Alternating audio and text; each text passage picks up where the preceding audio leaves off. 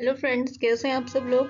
आज की ये वीडियो एक एमसीक्यूज की वीडियो है जिसमें कि जो आपका टीचिंग एप्टीट्यूड है स्क्रीनिंग परीक्षा वाला, उसमें जो सेकंड वाला पॉइंट होगा ना, अगर आप अपना सिलेबस देखेंगे तो शिक्षण दक्षता एवं संप्रेषण वाला जो टॉपिक है उसमें जो आपके मेन टॉपिक हैं जैसे कि शिक्षण कौशल है, शिक्षण विधियां हैं, शिक्षक सहायक सामग्री है और उनकी विशेषताएं हैं, उससे संबंधित प्रश्न मैंने इस वीडियो में रखे हुए हैं।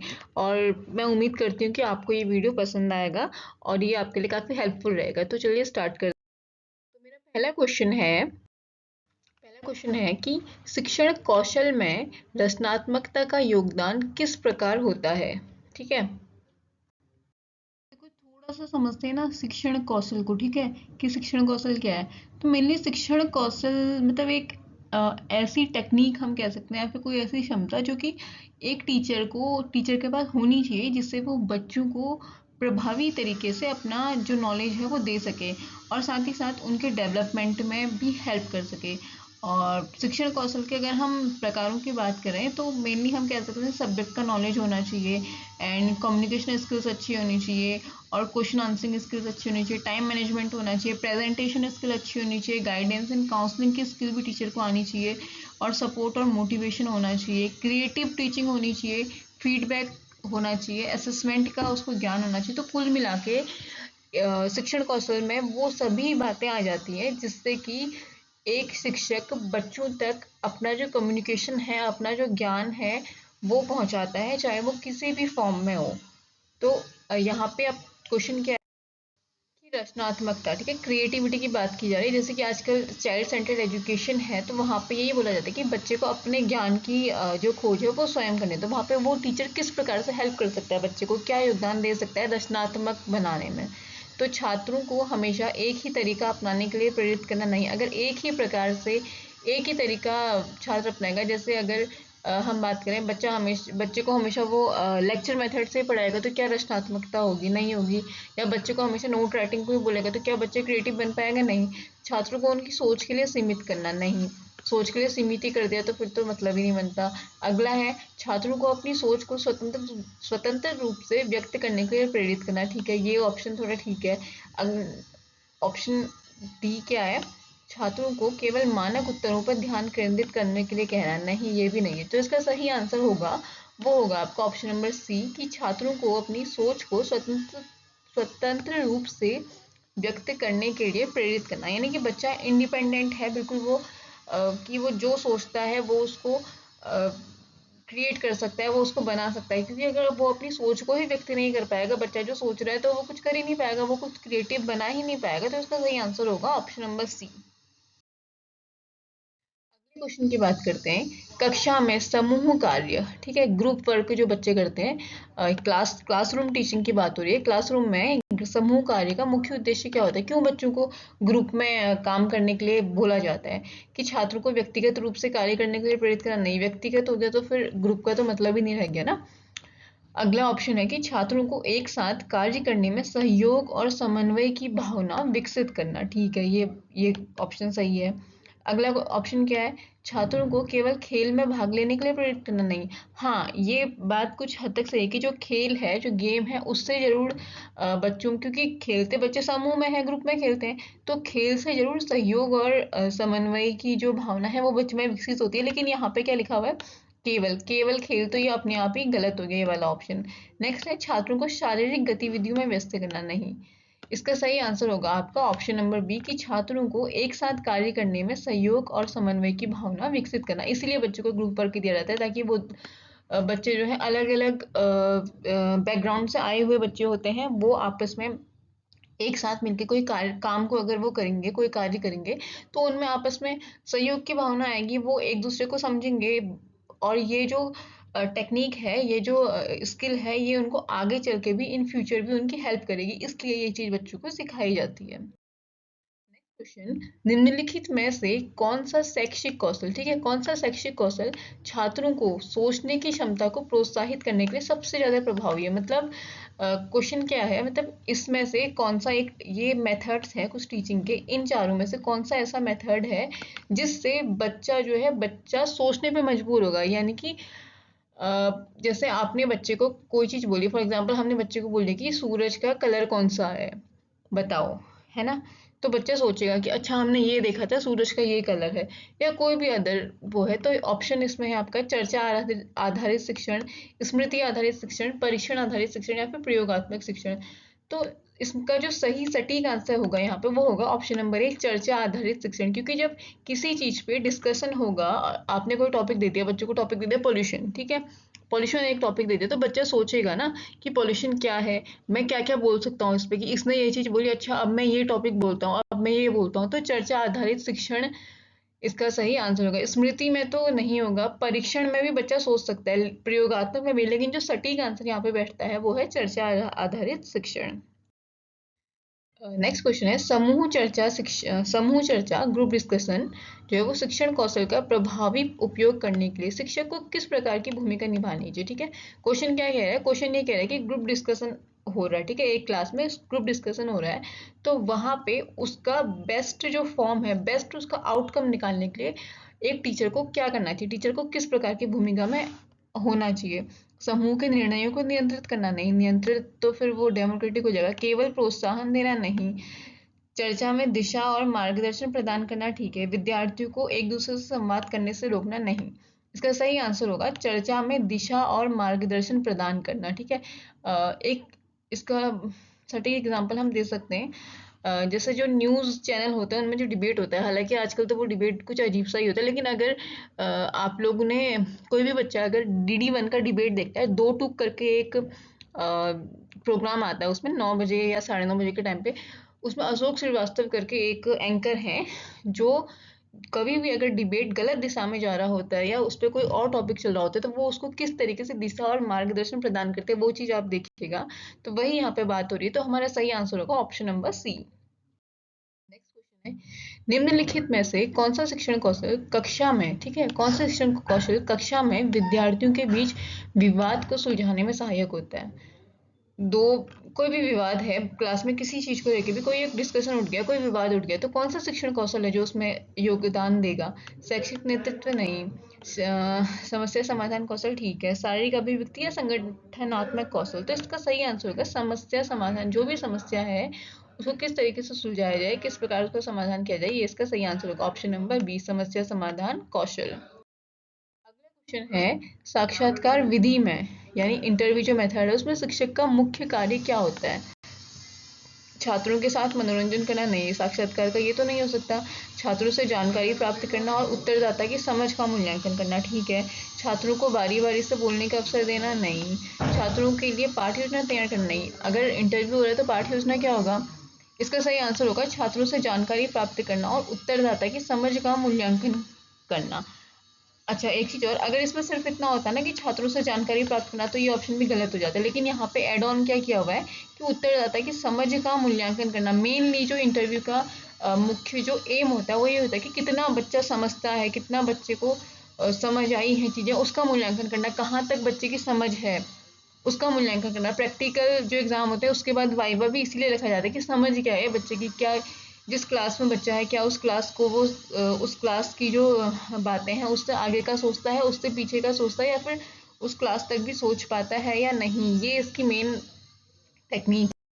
अगला क्वेश्चन है, मूल्यांकन इवैल्यूएशन की बात की जा रही है। इवैल्यूएशन का उद्देश्य शिक्षा में किस प्रकार का योगदान करता है। मूल्यांकन क्या योगदान करता है कि विद्यार्थियों के परिणामों का केवल आंकलन करना नहीं, विद्यार्थियों के विकास के विभिन्न पहलुओं का आकलन करना और उन्हें बेहतर बनाने के लिए मार्गदर्शन प्रदान करना। बिल्कुल सही, बहुत अच्छा ऑप्शन है कि विभिन्न पहलुओं का आकलन करना, जैसे हम कहते हैं ना जिसको कॉन्टिन्यू CCE की बात की जाए, कॉन्टिन्यूअस एंड कॉम्प्रिहेंसिव इवैल्यूएशन, सतत एवं व्यापक मूल्यांकन, इसमें FA ऐसे आपकी सारी चीजें आ जाती हैं मूल्यांकन के अंदर, की विभिन्न बच्चे को सिर्फ उसकी पढ़ाई पे ही मत आंको, बच्चे को सिर्फ ये नहीं कि ग्रेड दे दिए बच्चा पढ़ने में अच्छा है, नहीं, ऑल टोटल एक बच्चा कैसा है, उसकी ओवरऑल पर्सनैलिटी क्या है, वो मूल्यांकन का मेन उद्देश्य है कि सारे उसके शारीरिक सामाजिक सभी जो पहलू हैं, बच्चा कल्चरल में कैसा है, एक्स्ट्रा सपोर्टिव सिस्टम बच्चे का कैसा है, अपने पीयर ग्रुप में कैसा है, सब चीजें को आंकने के बाद जो उसका प्रोग्रेस कार्ड बनेगा वो उस बच्चे का मूल्यांकन है। तो यहाँ पर हमारा सही आंसर हो जाएगा ऑप्शन नंबर B वाला। ब्लूम्स टैक्सोनॉमी के अनुसार उच्च स्तर की सोच की प्रक्रिया में किसका सबसे पहला स्थान है? तो ब्लूम टैक्सोनॉमी आपने पढ़ा होगा। इन्होंने जो पद दिए थे वो थे ना ज्ञान, बोध, प्रयोग, विश्लेषण, संश्लेषण, मूल्यांकन और लास्ट में सृजन यानी कि क्रिएट। तो सही आंसर जिसका उच्च स्तर जो इन्होंने बोला था वो क्रिएट था। तो यहाँ पर सही आंसर हो जाएगा हमारा ऑप्शन नंबर सी, सृजन या फिर क्रिएटिंग या क्रिएट। नेक्स्ट क्वेश्चन, कक्षा में विद्यार्थियों के सीखने के विभिन्न तरीकों को अनुकूलित करने के लिए मल्टी सेंसरी अप्रोच का क्या प्रभाव हो सकता है? क्वेश्चन क्या कह रहा है, थोड़ी हिंदी, अब मैं इंग्लिश में लाती हूँ तो बच्चे बोलते हैं हिंदी में पढ़ाओ, जबकि मैं बोलती हिंदी में ही हूँ, लेकिन फिर भी चलिए कोई बात नहीं। जो भी लर्निंग स्टाइल है बच्चे के, वो बच्चे को समझ आए, मतलब अनुकूल करने के लिए, बच्चे के अकॉर्डिंग उसको ढालने के लिए जो मल्टी सेंसरी अप्रोच होती है उसका क्या प्रभाव हो सकता है? अब प्रभाव क्या है, ऑप्शन देखते हैं कि ये केवल ज्ञान प्राप्ति को प्रभावित करता है, समझने में मदद नहीं करता है, ऐसा तो नहीं हो सकता। या विद्यार्थी को केवल एक प्रकार से नहीं, मल्टी सेंसरी है तो फिर एक प्रकार से कैसे हो सकता है, उसका तो नाम में ही मल्टी सेंसरी है। ये समय की बर्बादी है, नहीं, ये तो ऑप्शन वैसे ही गलत लग रहा है। तो सही ऑप्शन होगा इसका, सही आंसर होगा इसका ऑप्शन नंबर सी। ये छात्रों के समग्र अनुभवों और समझ को बेहतर बनाते हैं, सारे अनुभवों और समझ को बेहतर बनाते हैं, option number C. Next question है कम्युनिकेशन। शिक्षा में संप्रेषण कौशल के महत्व के बारे में कौन सा कथन सही है? संप्रेषण कौशल तो देखो क्लास में बहुत ज़्यादा इंपॉर्टेंट है। यहीं पे देखो, संप्रेषण अगर मेरी जो बात है आप तक ना पहुंच पाए और संप्रेषण आपके जो कमेंट्स हैं वो मुझ तक ना पहुंच पाए, आप उसमें जो लिख रहे हैं उसको मैं महत्व ना दूं, मेरी कही भी बात को आप ना समझ पाए, तो इस चीज़ का कोई मतलब ही नहीं है। ऐसे ही जो क्लासरूम टीचिंग है वहाँ पे भी कम्युनिकेशन है। बच्चे की बात टीचर नहीं समझ रहा, टीचर की बात बच्चे नहीं समझ रहे, तो फिर तो मतलब ही नहीं रह जाता। तो यही है कि उसके महत्व में कौन सा कथन सही है। यह केवल वाचिक संप्रेषण का महत्व है, नहीं। संप्रेषण कौशल केवल विद्यार्थी की समस्याओं का समाधान करता है, नहीं। केवल समाधान करता है लेकिन केवल समस्याओं का समाधान नहीं कर सकता ना। तो केवल शब्द तो वैसे भी अपने आप में नेगेटिव भी होता है, उसको आप काट ही देना। एग्जाम में इसी टाइप के आजकल क्वेश्चन आ रहे हैं। अगला है, संप्रेषण कौशल का उद्देश्य विचारों, भावनाओं और ज्ञान का प्रभावी आदान प्रदान है। बिल्कुल सही, कम्युनिकेशन यही है कि ज्ञान, विचार, भाव जो भी हैं उन सब का एक प्रभावी, सिर्फ आदान प्रदान ही, प्रभावी आदान प्रदान, सामने वाले को समझ आए, वो डिकोड करे, वो फीडबैक दे, तभी जाके वो जो कम्युनिकेशन का चक्र है वो पूरा होता है, जो कम्युनिकेशन प्रोसेस है वो सारी तभी कंप्लीट होती है। अगला है समूह कार्य में रोल प्ले। रोल प्ले विधि का मुख्य उद्देश्य क्या है? रोल प्ले विधि किसने दी थी? शायद जैकब एल मोरेनो ने दी थी, आई थिंक। कमेंट में बता देना आप लोग, जहाँ तक मुझे ध्यान है शायद उन्होंने ही दी थी। का क्या मुख्य उद्देश्य, एम क्या है रोल प्ले मेथड का? छात्रों को मनोरंजन प्रदान करना, ना जी ना।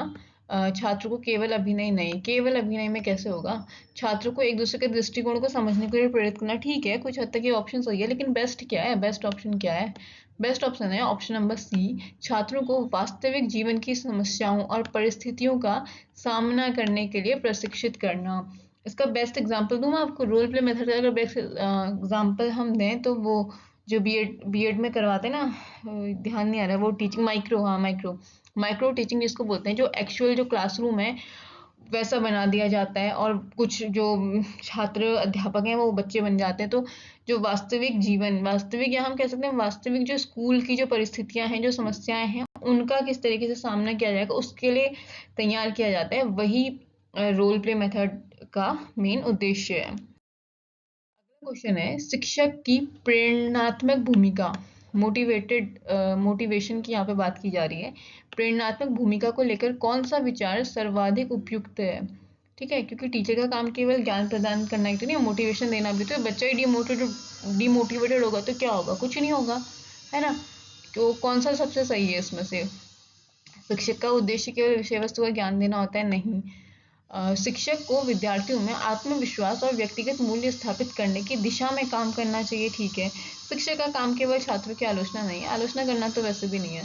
शिक्षक का काम विद्यार्थियों को अपनी विचारधारा से प्रभावित नहीं, हाँ विचारधारा से प्रभावित करना है, लेकिन विचारधारा से नहीं, जो हम कह सकते हैं जैसे कोई अच्छा उदाहरण है, कोई अच्छा कार्य है वो करके अगर शिक्षक एक मॉडल के रूप में दिखाए तो वो मान सकते हैं, लेकिन यहाँ पे प्रेरणात्मक भूमिका की बात होगी तो ऑप्शन नंबर बी जो है वो हमारे यहाँ पे सही होगा, कि शिक्षक को विद्यार्थियों में आत्मविश्वास और व्यक्तिगत मूल्य स्थापित करने की दिशा में काम करना चाहिए। ऑप्शन नंबर बी हमारा सही होना चाहिए। Contributive learning. कंट्रीब्यूटिव लर्निंग के सिद्धांत के अनुसार शिक्षक का क्या कार्य होता है?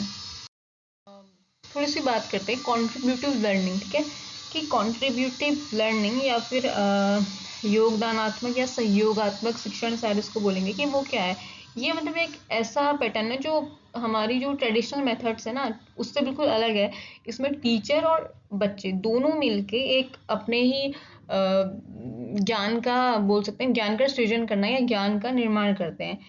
इसमें क्या होता है, बच्चों को मतलब योगदान देने के लिए, अपना सहयोग देने के लिए प्रेरित किया जाता है, ताकि वो क्या करें, अपना जो पर्सनल डेवलपमेंट है उस वो भी बच्चे का बढ़ावा मिल सके और बच्चे को जो ग्रुप में वर्क करने की आदत है वो भी उसकी बढ़े। ठीक है, तो शिक्षक का क्या क्या कार्य होता है, ये क्वेश्चन है हमारे। छात्रों को आत्मनिर्भर रूप से ज्ञान प्राप्त करने के लिए प्रेरित करना। ठीक है, समझ गए होंगे आप कि यही इसका सही आंसर है कि आत्मनिर्भर रूप से ज्ञान प्राप्त करने के लिए प्रेरित करना, यही इसका सही आंसर है। नेक्स्ट है गुणात्मक मूल्यांकन का क्या उद्देश्य होता है? छात्रों को केवल अंक प्रदान करना नहीं, छात्रों के व्यक्तित्व, व्यवहार और सीखने के तरीकों का समग्र मूल्यांकन करना। जी हाँ, ऑप्शन नंबर बी जो है वो हमारा बिल्कुल सही आंसर है कि छात्रों के व्यक्तित्व, व्यवहार और सीखने के तरीकों का समग्र मूल्यांकन करना, तभी तो गुण प्रदान करना है। तो अंक प्रदान करना थोड़ा ना मूल्यांकन, गुणात्मक मूल्यांकन है, गुण प्रदान करना। गुण कैसे आप करोगे जब उसके सिर्फ कॉपी में जो उसने लिख दिया उससे नहीं, उसका ऑल टोटल व्यक्तित्व, व्यवहार, सीखने के तरीके, उसका सहयोग कैसा है, सब कुछ जो है गुणात्मक मूल्यांकन के अंदर जो है इंक्लूड होगा। नेक्स्ट क्वेश्चन है समस्या आधारित शिक्षण, प्रॉब्लम बेस्ड लर्निंग में छात्रों की सफलता के लिए सबसे महत्वपूर्ण क्या होता है? केवल शिक्षकों द्वारा प्रदान किए गए समाधान का अनुसरण करना नहीं, समस्याओं को स्वतंत्र रूप से विश्लेषण करना और उनके समाधान खोजने की प्रक्रिया में सक्रिय रूप से भाग लेना। जी हाँ, ऑप्शन नंबर बी जो है इसका सही आंसर है। अगले ऑप्शन क्या है, पढ़ लेते हैं। केवल पाठ्यपुस्तक से समाधान नहीं, केवल पाठ्यपुस्तक से कैसे हो जाएगा? समस्या से बचने के लिए छात्र को उपदेश देना नहीं। इसका सही आंसर होगा कि समस्याओं को, जो भी प्रॉब्लम है उसका विश्लेषण करना, उसको और उसका जो भी हल हो सकता है, जो भी उसका सबसे सटीक हल हो सकता है, सबसे आसान, उसको, उसकी जो प्रोसेस है उसमें सक्रिय रूप से भाग लेना। कोऑपरेटिव लर्निंग की बात करें, समूह आधारित शिक्षण का मुख्य उद्देश्य क्या होता है? छात्रों के बीच प्रतिस्पर्धा को बढ़ावा देना नहीं, प्रतिस्पर्धा को बढ़ावा दे तो कॉपरेशन कहाँ रह जाएगा, कहीं नहीं। छात्रों को समानांतर रूप से काम करने की क्षमता विकसित करना। ठीक है, छात्रों को अलग अलग कामों में अकेले काम करने के लिए प्रेरित करना नहीं, समूह के सदस्य के रूप में सही छात्रों को एक जैसे काम में लगाना नहीं। इसका सही आंसर होगा कि छात्रों को समानांतर रूप से कार्य करने की क्षमता विकसित करना, मतलब छात्रों में होना चाहिए यहाँ पे, छात्रों में समानांतर रूप से कार्य करने की क्षमता विकसित करना कोऑपरेटिव लर्निंग का मेन एम होना चाहिए। अगला क्वेश्चन, सेल्फ रेगुलेशन, आत्मनियंत्रण को बढ़ावा देने के लिए शिक्षक को कौन सी रणनीति अपनानी चाहिए? छात्रों पर हमेशा निगरानी रखना नहीं, छात्रों को उनकी गतिविधि का मूल्यांकन और निगरानी स्वयं करने के लिए प्रोत्साहित करना। हाँ जी, ये ऑप्शन बिल्कुल सही रहेगा, तभी बच्चे में सेल्फ रेगुलेशन आएगा। हम अगर हम अपनी बात करें, कैसे हम में सेल्फ रेगुलेशन आएगा, कैसे सेल्फ जो है अनुशासन आएगा, जब हम खुद अपने को देखेंगे ना कि हमारी क्या गलतियां हैं, क्या हम कर सकते हैं, क्या नहीं करना चाहिए, तभी तो खुद को हम कंट्रोल कर पाएंगे। तो इसका सही आंसर होगा ऑप्शन नंबर बी कि छात्रों को उनकी गतिविधियों का मूल्यांकन और निगरानी करने के लिए स्वयं विकसित करना, स्वयं करने के लिए विकसित करना, खुद से करें बच्चे। क्वेश्चन है कक्षा में प्रौद्योगिकी का उपयोग, use of technology in classroom के लिए शिक्षक को किस प्रकार के कौशल की आवश्यकता होती है? आप बच्चों को आईसीटी के थ्रू पढ़ाना चाहते हैं, ठीक है, क्लास में, तो आपको क्या चाहिए होगा? केवल कंप्यूटर प्रोग्राम को समझना नहीं, प्रौद्योगिकी का प्रयोग करके छात्रों की सक्रिय भागीदारी बढ़ाना और उनके सीखने के अनुभव बेहतर बनाना। जी हाँ, बहुत सही बात है। अगली बात क्या है वैसे, कि प्रौद्योगिकी का उपयोग केवल छात्रों को एक दिशा में मार्गदर्शन के लिए नहीं, केवल ऑनलाइन परीक्षण लेना, जी नहीं।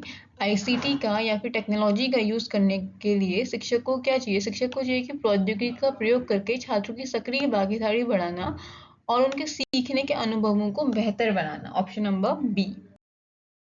अगला है सहकारी शिक्षण, सहकारी शिक्षण की अवधारणा को साकार करने के लिए शिक्षक को किस प्रकार का दृष्टिकोण अपनाना चाहिए? विद्यार्थियों को बिना मदद के अकेले कार्य करने के लिए नहीं, विद्यार्थियों को एक दूसरे से सीखने के लिए एक सुरक्षित और सहायक वातावरण प्रदान करना। जी हाँ, बिल्कुल सही है। कोलैबोरेटिव लर्निंग कब होगी? जब बच्चे एक दूसरे से सीखेंगे, एक दूसरे की गलतियां बताएंगे और वो जो है एक अच्छे वातावरण हो। ऐसा नहीं कि लड़ रहे हैं, मार रहे हैं एक दूसरे को, नहीं। कोलैबोरेटिव लर्निंग तभी होगी जब बच्चा एक सेफ इन्वायरमेंट में एक दूसरे को उसकी कमियां बताएगा, उसके साथ सीखेगा। तो सही आंसर होगा इसका ऑप्शन नंबर बी। और ये किसको करना पड़ेगा? ये टीचर को करना पड़ेगा, क्योंकि इन्वायरमेंट तो देना पड़ेगा ना बच्चे को उसी प्रकार का, तभी तो वो काम को कर पाएगा। क्वेश्चन है, साक्षात्कार विधि का प्रभाव साक्षात्कार विधि का प्रभावी उपयोग। अच्छा, प्रभावी उपयोग करने के लिए शिक्षक को किस प्रकार की रणनीति अपनानी चाहिए? केवल सवाल पूछना नहीं, छात्रों को सही उत्तर दबाव डालना नहीं, केवल एक प्रकार के प्रश्न पूछना नहीं। तो साक्षात्कार विधि तो प्रभावी हो पाएगी कब हो पाएगा? जब छात्रों को खुलकर विचार व्यक्त करने के लिए प्रोत्साहित करना और उनकी प्रतिक्रियाओं पर ध्यान देना। अगर आप कहीं इंटरव्यू में बैठे हैं, कहीं भी या मान लो आप स्कूल में ही हैं, टीचर आपसे वाइवा ले रहा है आपका, ठीक है, इंटरव्यू को हम वाइवा मान लेते हैं, तो वो बिल्कुल आपको डरा के और बिल्कुल बताओ क्या आंसर है, बताओ, ऐसे तो नहीं होता था ना। क्या हमसे एग्जामिनर क्या पूछते थे? यही पूछते थे, हाँ ठीक है, हम गलत भी बता रहे होते थे तो हाँ ठीक है आप सही बोल रहे हैं, हाँ बताइए, ठीक है, हाँ बोलो बोलो बताओ, आप बिल्कुल सही बोल रहे हो, बताओ, हाँ बताओ, कोई बात नहीं, बताओ। यही जो वर्ड है, यही रिपीटिव वर्ड यूज किए जाते हैं। तो ये कि बच्चे को एनकरेज करो, तभी आपका जो इंटरव्यू मेथड वाला है वो बिल्कुल सही हो पाएगा। तो ऑप्शन नंबर सी हमारा बिल्कुल सही आंसर है। अगला क्वेश्चन, पारंपरिक शिक्षण विधि और निर्माणवादी शिक्षण विधि, कंस्ट्रक्टिविस्ट टीचिंग मेथड है जो आजकल काफी चलन में है, उसमें मेन डिफरेंस क्या है, प्रमुख अंतर क्या है इनमें? कि ऑप्शन है, पारंपरिक विधि में छात्र अपने ज्ञान का निर्माण करते हैं, जबकि निर्माणवादी विधि में शिक्षक सारा ज्ञान प्रदान करते हैं। अच्छा, ऐसा तो नहीं है। पारंपरिक विधि में शिक्षक ज्ञान का प्रसार करते हैं, जबकि निर्माणवादी विधि में छात्र स्वयं ज्ञान का निर्माण करते हैं। ठीक है। ऑप्शन सी, दोनों विधियां समान है? नहीं, समान तो नहीं है, इनमें से कोई नहीं, ऐसा भी नहीं है। तो सही आंसर क्या? सही आंसर है कि जो पारंपरिक शिक्षण विधियां होती थी उसमें क्या होता था, टीचर सेंटर्ड मेथड को ही अपनाया जाता। बच्चा पैसिव लर्नर है, एक्टिव शिक्षक है, तो उसमें शिक्षक ही जो अपने ज्ञान के अनुसार बच्चे को बताता था। लेकिन आजकल जो मेथड है, जो निर्माणवादी शिक्षक विधि है, उसमें बच्चा अपने ज्ञान का निर्माण खुद करता है। बच्चे को एक माहौल दे दिया जाता है जिसमें वो खुद ही जो है परिस्थितियां निर्माण की जाती है और बच्चा उसमें से निकल के अपना सॉल्यूशन निकालता है। तो इसका सही आंसर होगा option number B. Blended learning में कौन सा पहलू सबसे महत्वपूर्ण होता है? केवल ऑनलाइन शिक्षा पर निर्भर होना? जी नहीं। ब्लेंडेड है क्या? ऑनलाइन और ऑफलाइन दोनों मिला दिए तो वो क्या है, ब्लेंडेड है। Online plus offline is equal to blended learning. ठीक है। केवल कक्षा में शिक्षण करना? नहीं। केवल वीडियो और ऑडियो? जी नहीं। इसका सही आंसर क्या होगा कि पारंपरिक कक्षा शिक्षण और डिजिटल माध्यमों को संयोजित करके छात्रों को एक समग्र शिक्षण अनुभव प्रदान करना। यार देखो, ये जो लैंग्वेज होती है ना, इसी में ही सबसे बड़ी प्रॉब्लम होती है एग्जाम में भी। तो वही है कि कॉन्सेप्ट क्लियर होना बहुत ज़्यादा ज़रूरी है, तभी ये जो ऑप्शंस होते हैं इनको पढ़ के आंसर निकाला जा सकता है। और आजकल पूरी संभावना है हर एग्जाम में इसी टाइप के क्वेश्चन आ रहे हैं।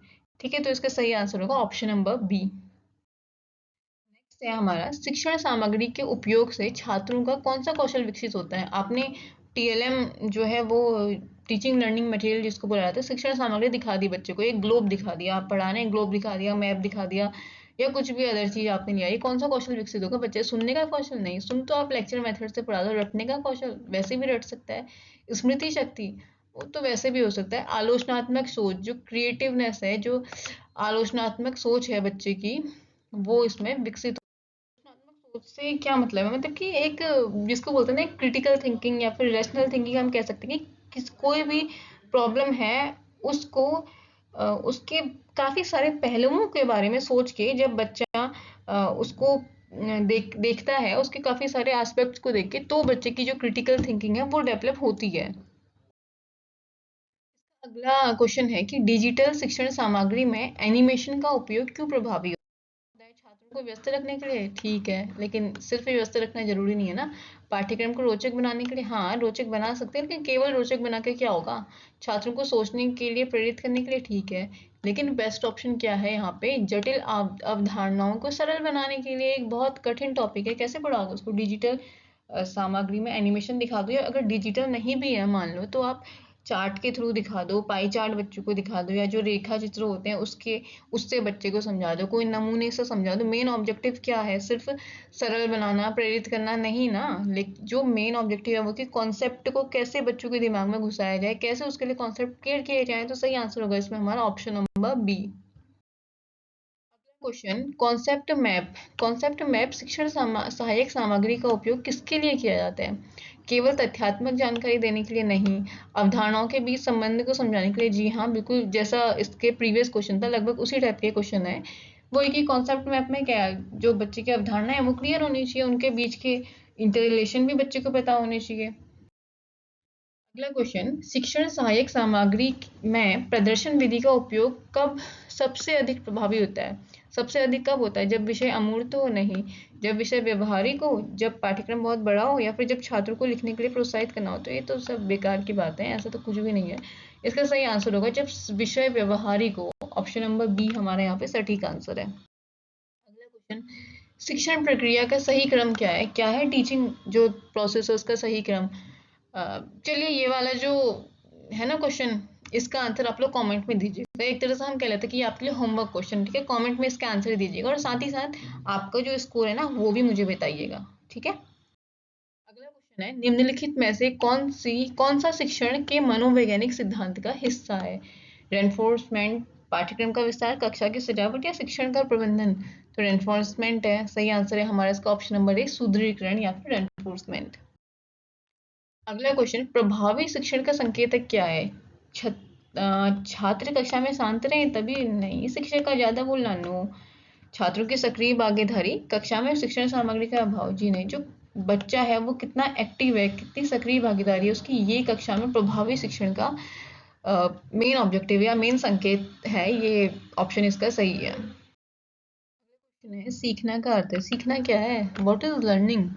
केवल तथ्यों को याद करना? जी नहीं। व्यवहार में स्थायी परिवर्तन? ठीक है, ये बात कुछ कुछ सही लग रही है कि व्यवहार में स्थायी परिवर्तन, व्यवहार में परिवर्तन भी नहीं, स्थायी परिवर्तन जो है वो लर्निंग है। परीक्षाओं में अच्छे अंक लाना नहीं। एक टाइम होता था जब 100 में से 90 ले आया, कि हाँ 100 में से 100 ले आया तो उसने बहुत सीखा है, ये है वो है। कुछ चीज़ें हैं अभी भी, लेकिन जो सीखने का एक्चुअल जो मीनिंग माना जाता है वो यही है कि व्यवहार में स्थायी परिवर्तन को हम सीखना कहते हैं। तो आज के लिए बस इतना ही। मुझे पूरी उम्मीद है कि ये जो एमसीक्यूज थे ये आपके लिए काफ़ी हेल्पफुल रहेंगे। तो थैंक यू फॉर वॉचिंग, मिलते हैं नेक्स्ट वीडियो में।